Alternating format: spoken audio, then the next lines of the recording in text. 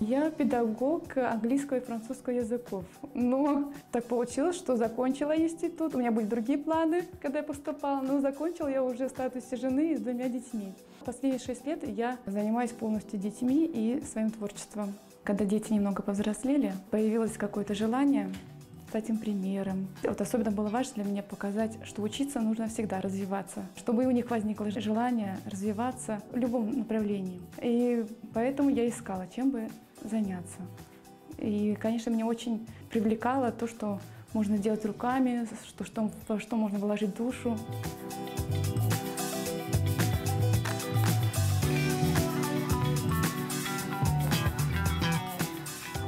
При встрече с Нярочкой Меметовой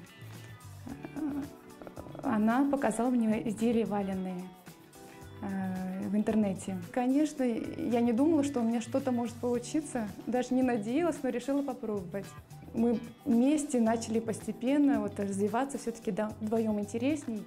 И стимулируя друг друга, мы стали учиться дальше.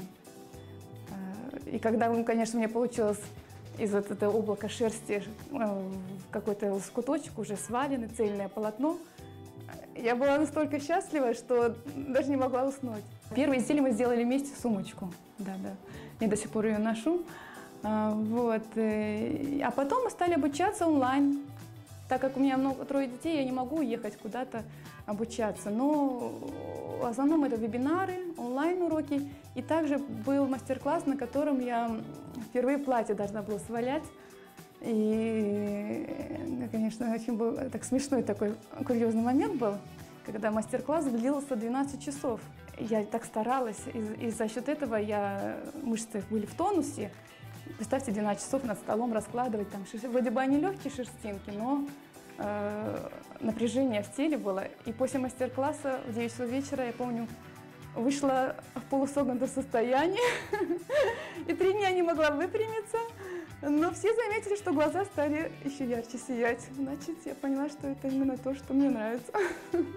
Оказывается, если есть желание огромное, то можно научиться чему угодно. И постепенно я стала делать сначала маленькие изделия, там брошки, цветочки, потом сумочки, потом жилеты, пальто. И сейчас уже интерьерный войлок также делаю. Когда я попробовала войлок, я поняла его многогранность, то, что можно сделать и тонкий, и плотный, и пластичный. Но самое, что больше всего мне понравилось, это то, что можно сделать изделие бесшовным. Вначале мне это казалось, как это невозможно, как без иголки, нитки и швейной машинки сделать изделие. Но оказывается, можно. Можно, и мне это так и интересовало, именно как этого достичь. И поэтому теперь делаю изделия, которые абсолютно бесшовные. У нас ассоциируется войлок с валенками, да, обычно плотные, то, что очень жесткое, а мне нравится тонкий все-таки войлок. Тонкий и также фактурный, с какими-то там рельефами необычными. Для этого я использую специальные волокна, там льна, крапивы, бамбука волокна. Они придают фактурность.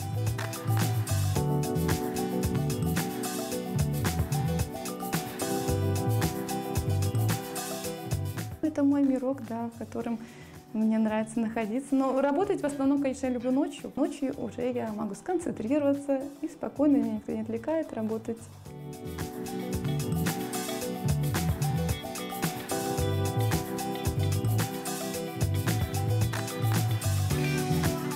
Конечно, больше мне нравится одежду делать и интерьер, но даже если интерьерное панно, то оно должно быть тоненькое, не грубое, что-то такое очень легкое, воздушное.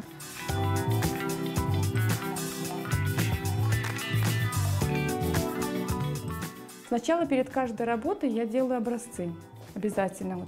Небольшой образец, но делаю, потому что с тем материалом, с которым я буду работать. Чтобы посмотреть коэффициент усадки, посчитать, чтобы посмотреть, как эти волокна в конечном результате будут смотреться. В работе я использую шерсть, волокна, и мыло и вода, самое главное. Нужна щелочная среда для того, чтобы, когда я мылом поливаю, в щелочной среде эти волокна, чешуйки, они раскрываются, как в рекламе есть, шампунь рекламирует, раскрывается. И потом во время трения происходит сцепление.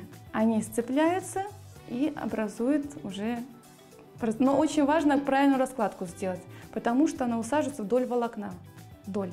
И поэтому надо знать, менять направление, знать, где, в какое направление, чтобы платье сидело красиво. После того, как все это разложила, все смочила, начинаю уваливать, катать. Там много способов. Можно катать, если тонкое изделие, лучше катать. Если это что-то плотное, то можно подбрасывать немножко. Уваливаю до тех пор, пока я вижу, что полотно готово. И в конце уже завершающий этап, уже если это платье, там какие-то работы, где-то тесьму пришить, это тоже все ручной пришиваю. 100% ручная работа.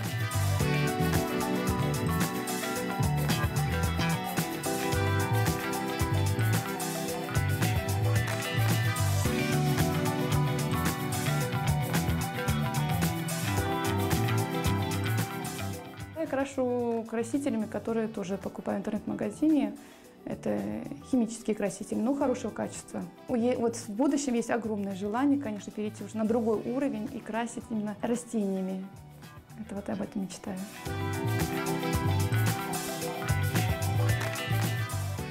С каждым годом, чем старше я становлюсь, тем больше вот тянет к истокам. Очень хочу создать все-таки одежду с крымско-татарским орнаментом, чтобы можно было носить каждый день эту одежду. Для этого надо продолжать изучать, как можно использовать орнамент в одежде. Хочется изучать истоки, орнамент. Вот даже я помню, в детстве у нас, где я спала с сестрой, в комнате был сундук, где Виташка моя хранила какие-то очень важные для нее вещи. Мы не придавали значения тогда, знаете. Я видела, как что-то она перекладывает, там какие-то полотенчики, что-то вышитые марама. Я думала, там цветочки нарисованы, знаете, как от незнания. Но сейчас понимаю, насколько для нее это было ценно и важно. И, конечно, вот очень хочется посмотреть заново на эти все изделия и прочитать, что на них изображено, и прочитать правильно эти изделия, уже зная язык крымско-татарского орнамента.